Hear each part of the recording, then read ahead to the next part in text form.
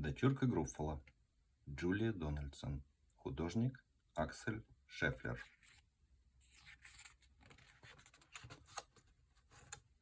Свое семейство Груффало предупреждал не раз. В соседний лес нам ходу нет. Опасен он для нас. Опасен? Почему? Там в чаще непроглядной живет мышонок. Страшный зверь, лихой и беспощадный. Однажды на тропе лесной я повстречался с ним и чудом, просто чудом остался невредим. Ой, папа, расскажи, какой он зверь опасный? Огромный-преогромный? Ужасный-преужасный? Давненько это было, вздохнул в ответ отец. Потом в затылке почесал и молвил наконец. Он как медведь могуч, и шерстью весь зарос. Змеится по земле его длиннющий хвост. Оранжевым огнем горят его глазищи, и ходят ходуном железные усищи. Храпит папаша Груффало, повсюду тишина, и лишь дочурке Груффало сегодня не до сна. Ей приключений хочется, а тут сиди в пещере. И вот на цыпочки привстав, она крадется к двери. Снаружи ветер воет, и снег летит с небес. Малютка Груфаленок спешит в запретный лес. Ага, угу, вижу след на снегу. Петляет змеица, что там за зверь таится? Вон из-под бревен чей-то хвост чешуйчатый торчит. Не грозный ли мышонок сидит там и молчит?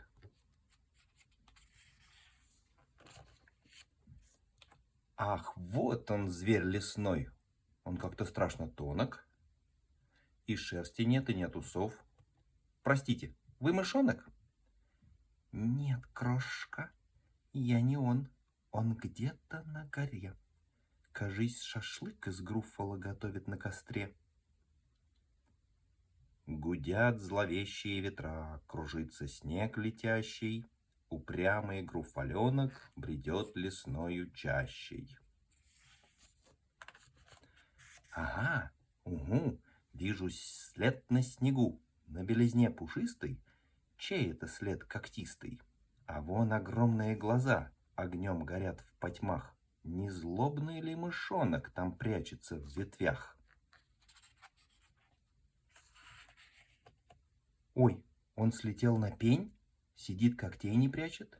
Но хвост не тот и нет усов. Вы не мышонок, значит? О-о, конечно нет. Он где-то на реке. Наверное, суп из Груффало готовит в котелке. Все громче воет ветер злой, все холодней сугробы. Дрожащий Груфаленок шагает вглубь чащобы. Ага, угу, следы на снегу.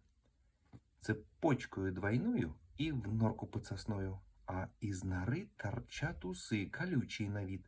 Не хитрый ли мышонок в засаде там сидит? Ах, вот кто тут живет. Шерсть огненного цвета, зато в глазах ни огонька. Нет, не мышонок это. Ага, конечно нет. Он дома в этот час. Небось, котлет из Груффало нажарил про запас.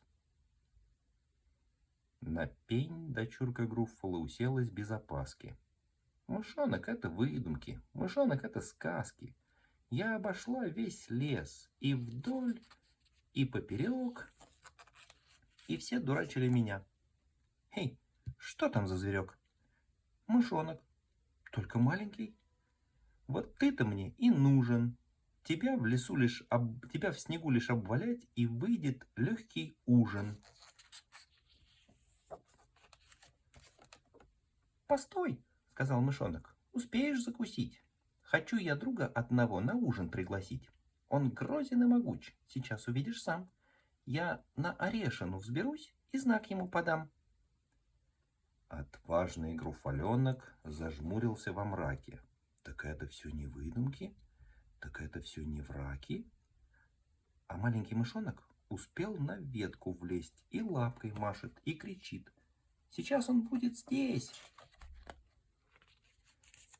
И тут луна взошла, негаданно-нежданно, и тень огромная легла на снежную поляну. «Ой, что это за зверь? Он шерстью весь зарос, торчат ужасные усы, змеится длинный хвост, а уши, ну и страх, слону пришлись бы впору, а на плече его орех величиною с гору». «Да это сам мышонок! Спасите! Караул!» Мышонок спрыгнул с дерева и лапкой вслед махнул. «Ага, угу, следы на снегу.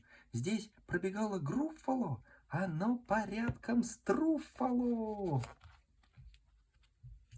Спешит дочурка Груффало домой в рассветной мгле. Храпит папаша Груффало в уюте и тепле. Как хорошо в пещере уснуть под звуки храпа. И ничего не страшно, когда под боком папа. Конец.